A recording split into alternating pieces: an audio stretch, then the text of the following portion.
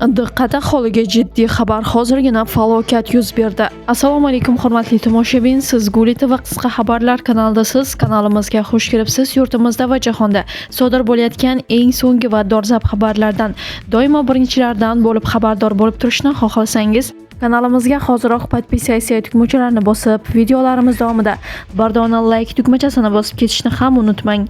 Olmazor tumanida sodir bo'lgan yo'l transport hodisasi oqibatida haydovchilar va bir yo'lovchi jarohat oldi.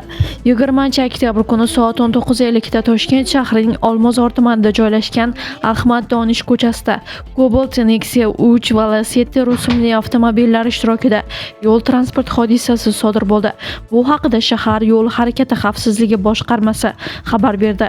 To'qnashuv oqibatida barcha haydovchilar va Lacetti avtomobilidagi bir yo'lovchi jarohat olgan. Ularga birinchi tez tibbiy yordam ko'rsatilgani ma'lum qilindi. Hozirda mazkur holat yuzasidan Toshkent shahar Ichki ishlar bo'limi boshqarmasi, yo'l harakati xavfsizligi boshqarmasi mas'ul xodimlari tomonidan surishtiruv ishlari olib borilmoqda, deyiladi xabarda.